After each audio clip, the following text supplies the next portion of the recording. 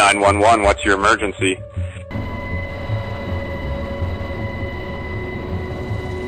I would start off with the concept of if you're going to do really dangerous things, you have to be really good at doing them. So the last thing I tried to do was place protection and think, can I get a piece of gear in to hold my progress? And there really was nothing. So my last resort was just to hold on as long as I could and know that I was probably coming off. I didn't think I could survive the night, you know. It's one thing to find a partner for a local crag and, 15 minutes to an hour, walk a few minutes, and just be maybe 1 or 2 pitches off the ground and have bolted rappel anchors, no risk. And it's one thing to find a partner who's willing to do an easy hike on a trail up in the high country, but it's another thing to combine those and find a partner willing to approach in with a heavy pack, 50 to 60 to 70 pounds, carrying a rope and gear, maybe 4 to 8 hours, camp in whatever the conditions are, and then do all that rock climbing. At that time, I didn't have a partner who was willing to do that, so I resorted to online and put up a post, and I met a gentleman named Tommy. So I just happened to see a post from Sam that said, looking for a partner to climb the Ellingwood arête. And I'm like, holy cow, that's really cool, because the Ellingwood arête is a beautiful route, something I know that I can climb technically, but I don't have traditional climbing gear. So for me to be able to just follow somebody up a route, I know that I could do the climbing. It's just he had the gear to do it, and that sounded pretty cool. So one thing you always have to think about when finding a new partner is whether you're comfortable with going into trusting your life with a stranger. But I was so focused on achieving this goal that when I found out he was a strong sport climber and he had a lot of alpine experience, I didn't think twice about it, really. It's hard to trust your life to somebody who you don't really know. But after talking with Sam, I felt comfortable. We hiked in the afternoon and eventually made it to camp. We set up after dark, woke up in the morning at first light, and we finally got to look at what we were actually going to do. There's a direct start and a scramble around, and we opted for the direct start. So once we got to the ledges, then we were connected with the standard route, and it was fairly easy going until we got higher and ran into a lot of snow. The reason there was snow and ice in the crack was we'd had an uncharacteristically early snowstorm that year around September 10th. After the snow section, we made fairly good progress because it was dry again. And then we roped up for the 5.6 pitch to get up to the crux pitch. We made it to a point where we made a belay station under a rock ledge, and there was snow, but mostly in the shady portions of the mountain, because there had been a large snowstorm prior to us being there. The rock features got less and less defined. It was more and more smearing, a little bit of mantling, which is just pushing up on the rock and using opposition to move. So I got to a point where the handholds really weren't positive enough to pull on, and I was kind of stemming and smearing way out. And I got to a point where I knew I couldn't climb higher, and I couldn't climb lower. So the last thing I tried to do was place protection and think, can I get a piece of gear in to hold my progress? And there really was nothing. So my last resort was just to hold on as long as I could and know that I was probably coming off. So I'm belaying at this point, and I can't see him because I'm underneath a rock ledge. And everything's going fine. I'm just waiting for him to basically belay me up to him for the next pitch. And then I hear him call falling, and I catch the fall, and there's silence. And the falling in his voice was terrified, and it scared me. And I think I fell about 25 to 30 feet before my rope caught me on that single tricam that held me by the grace of God. So I recall hitting between 45 and 90 degree, pretty sloped ledge, and it had a lot of snow on it. So I didn't get seriously hurt, but I landed on my backside, and it caused enough impact that I really didn't feel like I could do a squat with both legs, much less with one leg like you have to do in that type of climbing. And I was just very spooked at first. there's silence, and I'm calling, maybe a couple seconds pass, and I'm just hearing the silence, and then I of course call, "Are you okay?" And there's a delay between me calling and him being okay, and not really understanding, not knowing what exactly. So maybe there's 10 seconds where between when he falls and when I actually am able to communicate with him about his status and if he's okay. So we were yelling at each other to try to communicate and make a plan. So the first plan he proposed was, go ahead and I'll top rope you back up to your tri-cam. So I tried to do that, and I immediately knew something was wrong because my feet were slipping immediately. I wasn't getting the same kind of purchase that I was. So I managed to work my way up to that high point and place a couple cams in there and bring Tommy up. So I started to bring him up to that high point, and he realized even before he got to it, this is very steep, it's getting cold and dark, so he realized I'm not going to go up to that belay, and he traversed to the left and found a ledge, and it turned out to be the correct belay ledge that was right below the actual crux pitch. I come over this ledge. From what I can see, he's off route. My initial reaction was, that's not where we should be going. We should be going over here. And so that's what I said, and I was looking at the situation.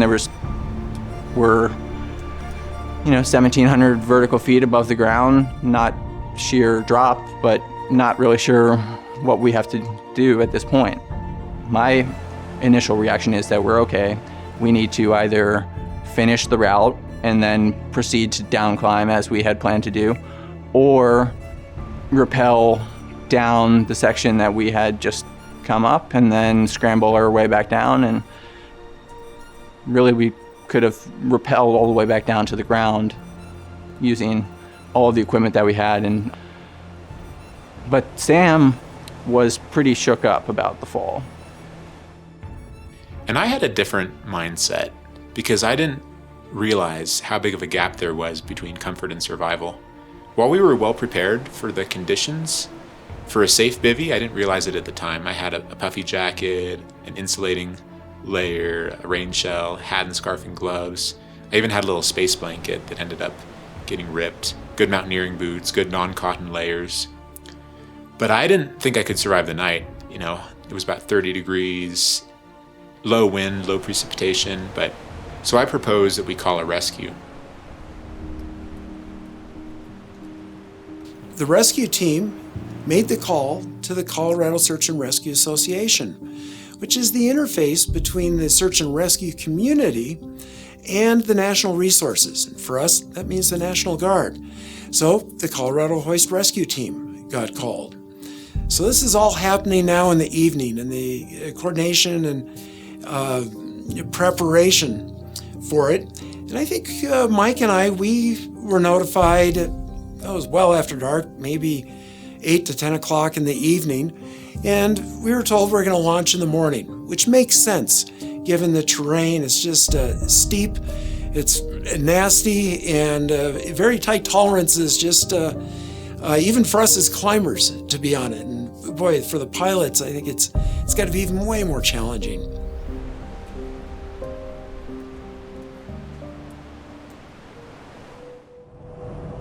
About 8:30 at night, we were driving home from a family event. I got a call from our SAR OIC. She was trying to find crews to go out on this rescue mission, and she said that it was just myself and another pilot available, so there was no other options, and I let her know that I would do it. We had plans for the next day, so I knew that my wife was not pleased. It was another mission that I was going out on, and it was a last-minute notification to her that all of our plans for the next day were canceled. I needed to get focused on this mission. As soon as we got home, I needed to get prepared. I needed to get to bed. My wife knows that these missions are important, potentially saving someone's life, and it's very rewarding for me to potentially save someone's life in such a dramatic way. So the missions have very little information. You just kind of never know how much detail they can give you and how accurate it is.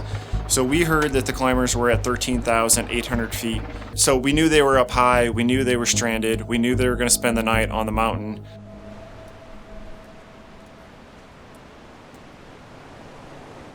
We knew that power management would be a consideration for the mission the next day, so we wanted to get to bed early. We got started about 5 a.m. the next morning. We got ourselves all set up, and we did our brief, and as we were getting ready to conclude our brief, realized that we didn't have the power, based on the numbers we ran at that time, to do hoist.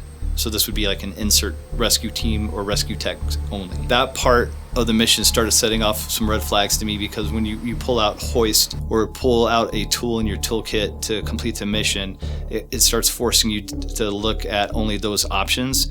And that was making me nervous, knowing that by the time we got down there, did the scout and the recon, and that the temperatures would be rising. So if we didn't have power now, I didn't know if we would have the power to even land at that altitude on top. In the morning, Mike and I meet at kind of Odon 100 out at the hospital. And for Mike and I, we park next to each other, and we've got to rummage through all this stuff and figure out what we can take. And the challenge is, we've probably got 200 to 300 pounds of gear in the back of our vehicles, and we have to get this all down into basically a carry-on. So we're looking at ropes, we're looking at crampons for the ice and ice axes and protection, all sorts of equipment, so we can build different systems if we can't just do the hoist. So one of the things that for us as rescue technicians, when we get flown into the mountains, we're always trying to plan with 3 or 4 different options that we can do if we can't hoist. Maybe we get dropped off, we have to climb up, climb down, traverse in. We look at a lot of gear and run a number of scenarios just between Mike and me in our pre-planning. So we fill up our packs, and they're looking pretty full, and they're heavier than we want, and we've got an extra bag with gear, and the helicopter shows up. As we took off, we started talking concept of operations. We looked at all the different plans that we could do. Could we insert teams? Like, how many people would they need if he was cliffed out? And during this conversation, we received through a text message updated grid that showed them to be higher up the route. With this information, we were able to conduct a thorough analysis of options and realized it would probably take up to 24 team members to complete this rescue. That would be multiple landings at 14,000, changing the CG of the aircraft as they got on and off, and just didn't know if it was even going to be conducive. It also would turn into more of a multi-day rescue, as opposed to just go in, find the subject, conduct a recon, and do the hoist. So now you're looking at fuel stops, you're looking at fatigue, flight hours. So I just let this go in my head, still knowing that we weren't authorized for hoist. We flew in, got to the Crestone Needle, and started making some passes.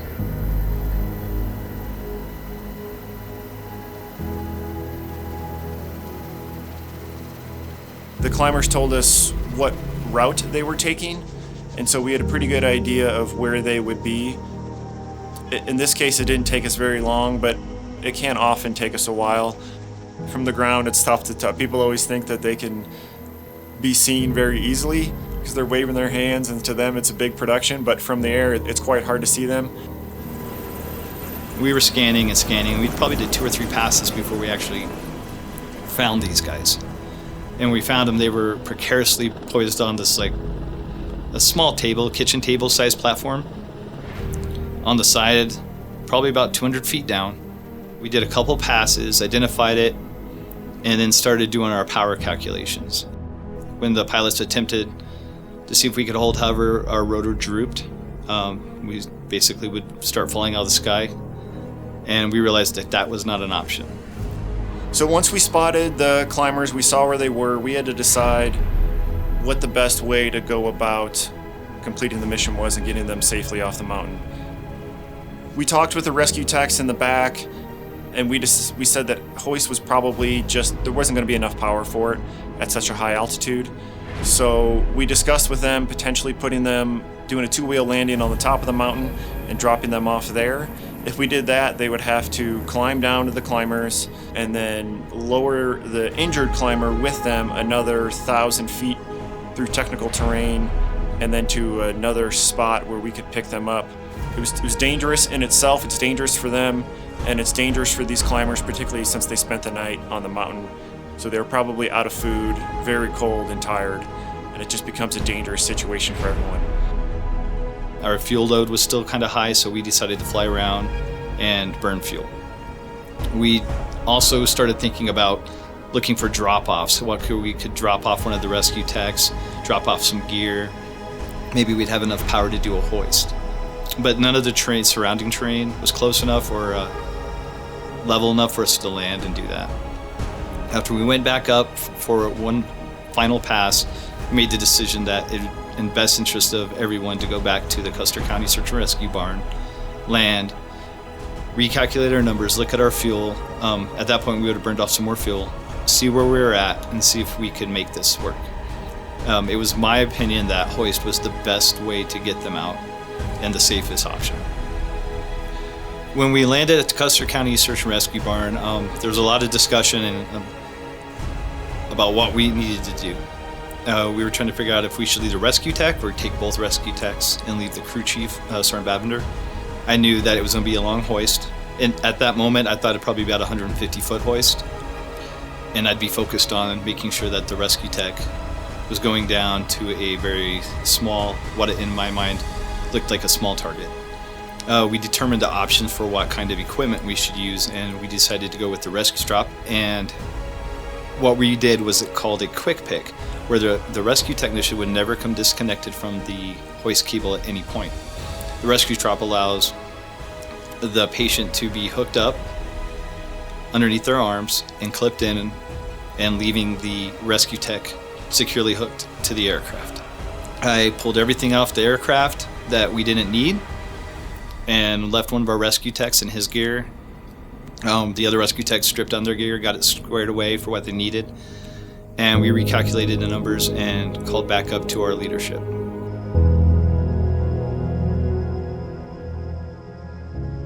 We had to get our SAO's approval, and that was a significant conversation with him, letting him know and explaining to him how this was the safest way to go about the mission.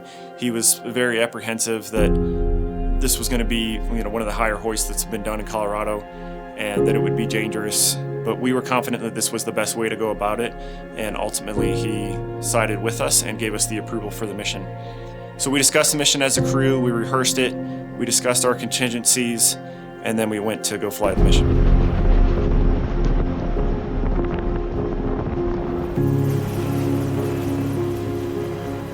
We headed back up to the mountain.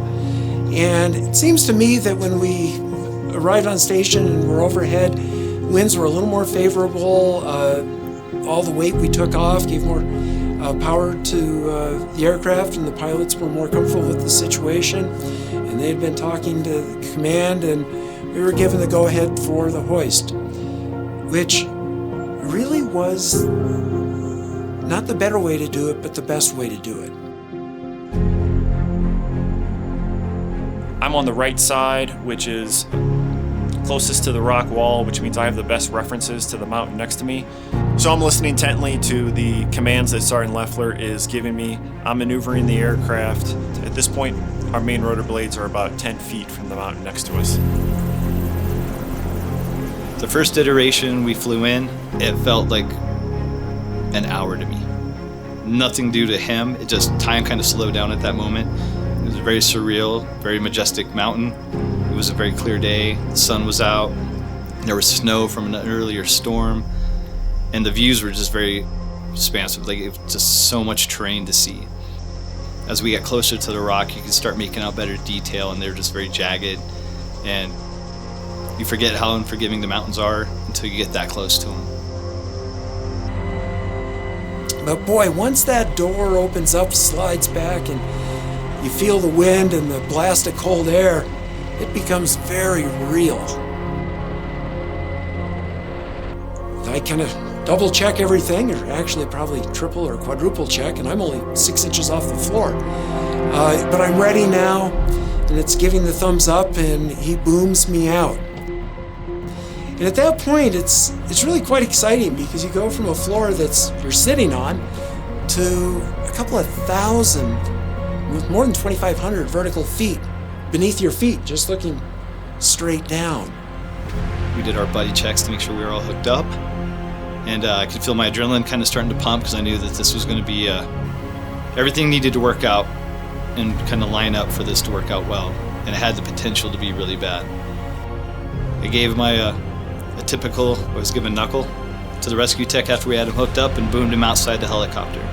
And looked straight down and you just see the ground disappear beneath your feet. And I requested permission to cable down, checked power, we checked our references, everything was good.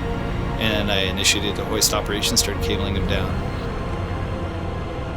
Everything's working, I can take a deep breath, and then it's relax. And now I'm focusing on where the climbers are, and Loeffler's working with the pilots as he's guiding them in. For me, and I'm listening on the radio, and it's just this amazing, I'll call it a symphony, but it's just the chatter of the voices, but it's the choreography that's being done to get us and me in the right place to go down. It's sort of relaxing, and that may sound odd, but all I can do is just sit there and admire the view, and just in this incredible place. And the further down I go, the quieter it gets, the less wind I experience, and boy, Loeffler and the pilots, they put me right on target. And all I have to do is take a couple of steps up to the first climber, and the injured one, and I confirm with him if he's the injured one, and he nods. Once we've got Dale on the ground, begins the most dangerous part of the mission. Any movement of the aircraft can pull him off the mountain and potentially pull one of the climbers off the mountain, and it's nearly a vertical cliff below them. The nice thing is this literally takes 15, 20 seconds, and with a little bit of yelling, tell him what's in store, making sure he's not connected to anything. And then I give the signal for up. And we start up. I didn't see the basket go out. Is there oh my God. We cabled up the first patient about 5 feet. I was clear of obstacles, and we did a dynamic flyout. Took off, and I looked down at my hoist meter, and I have shown 185 feet of cable. And I was like, okay, pretty cool. We got him, and we're flying over this valley, and it just drops away, and there's just a guy at the end of a cable, 2 guys at the end of a cable, 175 feet below the helicopter, and we're just cruising, 30 knots. Pilot called 2 ETL, and I just started cabling him up. We start up on the cable, and at that point, the pilots are flying away from the mountain, and we go from this little ledge that's right below our feet to just this huge, wide open void of valley beneath us. And at that point, all we can really do is talk to our subject, my patient, see how he's doing and what the problems are. And so I know he's alert, oriented, knows what's going on. But at this point, I've got a lot of relief because we as a crew don't have a medical emergency to deal with right now. So we can get him up, get him in the aircraft. And as we come up to the aircraft, we give it a spin or two as we come around, and then Loeffler pulls us in. We got both these gentlemen back into the helicopter, got them in a seat, and as we were making the turn and I went to close the door, they said, we have like 600 pounds of fuel. We can get in, we have enough to do like 2 or 3 minutes. We can do it. Can you do it, Loeffler? I was like, we can do it. So we did a circle around, flew right back in. This time, it didn't take us hardly any time to get in over the target. Everybody was just really dialed in. And again, I went through the same process, hooked up the rescue tech, gave him knuckles, opened that cabin door up, slid my feet over the cabin floor, and this time I zeroed right in on my target.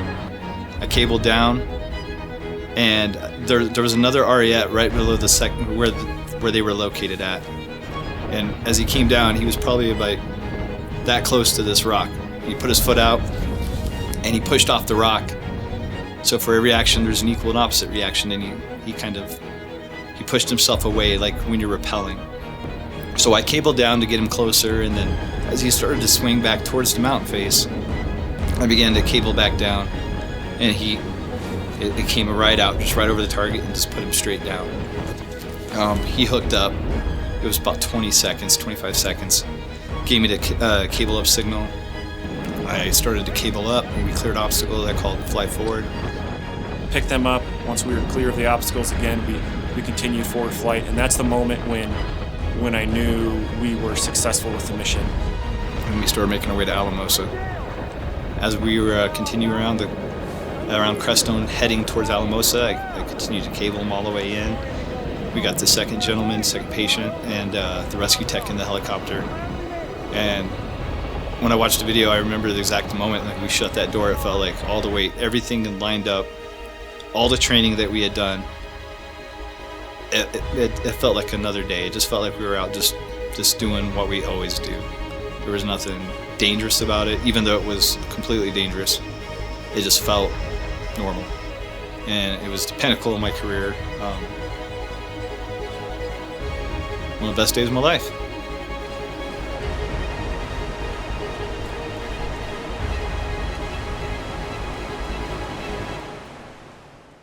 A very unique Colorado Rescue Team is in Georgia, receiving a very prestigious military award tonight. A daring rescue at nearly 14,000 feet, and now high praise for the folks who saved an injured hiker. Yeah, Kim, remarkable is right. This is video from September of last year. You can see Colorado Army National Guardsmen lowering a rescue team onto a narrow ledge outside of Crestone, a daunting task that's earning international recognition tonight. But I think that one of the biggest challenges that they faced, and really for anybody, is that climber took a 30-foot fall when he's almost 2,000 feet off the ground, so to speak. And that, boy, psychologically, taking a big fall is really hard on your psyche. Being that high off the ground, and it's late in the day, and it's getting dark, it's getting cold, I think all of that was overwhelming. He tried to go back up, but he couldn't do it. This mission was successful because we had the right personnel on the mission, we had the right equipment, and we owe a lot of that to CW3 Clayton Hornet, who did a tremendous amount of work to get us where we are today and build this program, the Colorado Hoist Rescue Team. A lot of times we see these rescues on the news and they're 20 seconds and they're kind of like sensational, but there's not really a lot of background. And Colorado's huge for doing outdoor stuff, and for every one of us that goes out and takes our families or does more extreme stuff than I do, to do some of the stuff we see in this story tonight. I don't think any of us envision being the focus of a search. Or the mark of any good organization is that they still have someplace to go, and I think that's where we find ourselves. There are a lot of missions, varies by year, that Colonel Gentle and myself have to evaluate where somebody is in a dire position.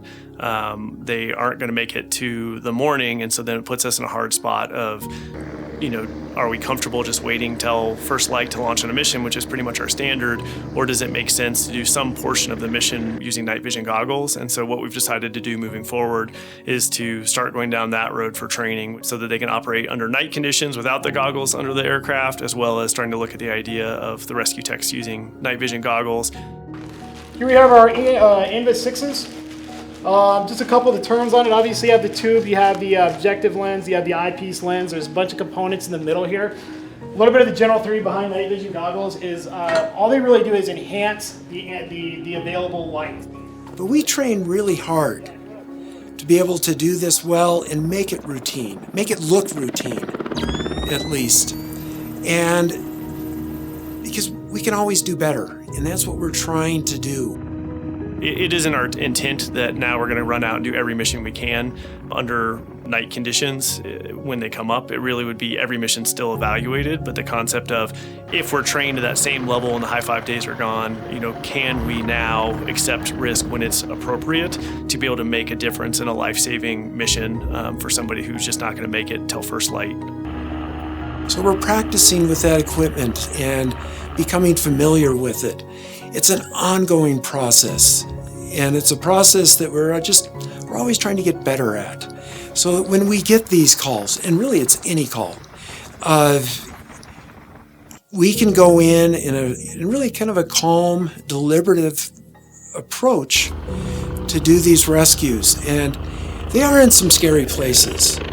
But we're working hard and practicing, training hard so that they become routine. But even if we say they become routine, they're not really routine.